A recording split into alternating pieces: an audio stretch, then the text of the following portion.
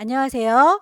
파트 02 핵심 기능 익히기에서 환경 설정에 관한 영상 강의 시작하겠습니다. 포토샵을 실행시켜 주세요. 포토샵 실행하고 나면 홈 화면이 이렇게 보이는 버전이 있고요. 홈 화면 없이 바로 작업을 시작할 수 있게 회색 창이 뜨는 경우도 있는데요. 일단 제일 위쪽에 있는 메뉴에서 윈도우라고 하는 메뉴 클릭하시고 워크스페이스 작업창부터 설정을 맞춰주도록 하겠습니다. 워크스페이스라고 보시면 가장 기본적인 에센셜로 선택은 되어 있을 거예요. 다만 시험장에서 패널들의 위치를 옮겨서 사용하는 사용자들도 있기 때문에 리셋 에센셜이라고 해서 창들의 위치를 초기화시켜 주세요. 리셋 에센셜 클릭해서 왼쪽에는 도구 상자, 오른쪽에는 패널, 위쪽에 메뉴가 있고요. 도구를 뭘 선택했는지에 따라서 옵션들이 쭉 펼쳐질 수 있도록 옵션바도 보입니다. 왼쪽에 있는 도구 상자 제일 꼭대기 보시면 화살표 보이시죠? 클릭해서 두 줄짜리, 한 줄짜리 선택 가능하고요. 오른쪽에 있는 패널 마찬가지 제일 위에 화살표를 누르시면 넓게, 좁게 선택 가능합니다. 사이사이에 선들 보이시죠? 선에다 정확히 마우스 갖다 대시면 양쪽으로 이렇게 움직입니다 라고 넓게, 좁게 수정도 가능합니다. 패널들의 위치 초기화 시켜줬고요. 하나하나의 옵션들을 바꾸시려면 왼쪽 상단에 에디트라고 하는 메뉴를 보세요. 클릭하시고 제일 끝자락에 프리퍼런스라고 하는 또 다른 환경 설정이 있어요. 여러 가지 서브 메뉴들이 보이는데 아무거나 클릭을 해서 대화창을 띄우도록 할게요. 왼쪽에 있는 메뉴 클릭할 때마다 오른쪽에 있는 옵션들이 쭉쭉쭉 나열이 되네요. 몇 가지만 맞춰보도록 하죠. 제너럴 보시게 되면 홈 화면이 없는 버전도 있을 수 있다라고 했는데 이 친구 홈 화면 없으면 바로 이렇게 회색 창으로 작업 시작할 수 있도록 떠요. 다만 난 예전에 사용했던 이미지들 보면서 찾는 게 좋다라고 하시는 분들은 홈 스크린이 있는 게 좋으니까 체크되어 있는 상태로 쓰시면 되겠고요. 매번마다 새로운 작업을 할 건데 굳이 선택하는 창 필요 없을 것 같아 라고 한다면 홈 스크린이 필요 없으니까 V체크를 해제시켜 주시면 되겠죠. 본인이 선택하시면 돼요. 그 아래쪽에 Use Legacy 프리트랜스폼이라고 하는 기능이 있습니다. 예전 버전 CS 버전을 사용하시는 분들의 경우에는 개체를 선택해서 크기를 키우거나 줄이실 때에 정비율로 가로가 늘어나면 세로도 같이 늘어나고 이렇게 정비율로 맞춰줘야 되는데 그 비율이 깨져 보일 수 있기 때문에 쉬프트를 매번마다 눌러서 작업을 해줬어야 돼요. 그런데 CC 버전, 최신 버전으로 넘어오면서부터는 쉬프트를 굳이 누르지 않아도 가로와 세로가 정비율로 같이 늘어나게 되는 이런 기능들이 내장되어 있습니다. 난 예전 버전처럼 쉬프트를 눌러가면서 크기를 조절할 테야 라고 하시는 분들은 요거를 V체크 해 놓는 게 좋겠죠. 저희는 매번마다 쉬프트 누르기 귀찮으니까 그거는 V체크를 해제시켜 놓고 작업을 하겠습니다. 인터페이스에 보시면 컬러 테마가 있어서 밝은 거를 이용하시면 색깔이 밝게 밝게 잘 보이긴 하는데 오랫동안 작업할 때 눈이 많이 필요하니까요. 요즘에는 어두운 테마로 선택해서 작업하시는 분들도 많아요. 색깔은 본인 취향에 맞게 골라주실 수 있을 거고요. 워크스페이스 작업창에 관련된 이야기가 여기도 있군요. 그 중에서 오픈 다큐멘트 탭이라고 하는 아이는 V체크가 아마 여러분들은 되어 있을 거예요. 창문을 넓게 혼자 섰을 때는 이렇게 가능한데 저는 창문들을 여러 개 동시에 띄워놓고 여기에 있는 오브젝트를 들어다가 저기다 끌어다 놓는 방식으로 보면서 작업을 하면 조금 더 직관적이기 때문에 오픈 다큐멘트 탭이라고 하는 건 V체크를 해제시켜 놓은 상태입니다.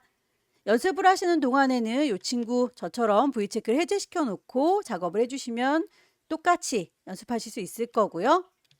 툴즈라고 하는 메뉴 보시면 쇼 툴팁이라고 하는 것과 쇼 리치 툴팁이라고 하는 것들 둘 다 체크가 되어 있을 텐데요. 왼쪽에 있는 도구 상자, 툴, 도구들에 대해서 쭉쭉쭉 나열되어 있는 거, 요 도구는 뭔지, 저 도구는 뭔지 꾹 누를 때마다 그 도구의 이름이 쫓아다니는 걸 툴팁이라고 해요. 다만 이름만 쫓아다니는 게 아니라 사용하는 방법까지 커다란 창문으로 이렇게 애니메이션화해서 쫓아다니는 아이는 리치 툴팁이라고 하는데 얘는 아무래도 자꾸 영상이 뜨다 보니까 좀 번잡스러워서 요 쇼 리치 툴팁은 꺼놨습니다. 여러분들도 요거는 V체크를 해제시켜 주세요. 커서의 모양에 대해서 브러쉬로 문질문질해서 여러분들이 영역을 선택하실 때에 그 브러쉬의 크기가 큰지 작은지를 직관적으로 보시려면 노멀 브러쉬로 선택이 되어 있어야 될 텐데 이렇게 해놓으면 브러쉬의 크기가 커다란지 작은지를 보면서 작업하실 수가 있어요. 프리사이즈라고 놓으시면 그 브러쉬의 크기가 보이는 게 아니라 브러쉬가 여기 있습니다 라고 정밀하게 위치값을 보여주는 거예요. 그러다 보면 내 브러쉬의 크기를 모르기 때문에 원하는 범위만큼 선택할 때 범위를 침범하는 경우들이 생기기 때문에요. 여기는 노멀 브러쉬를 추천드립니다.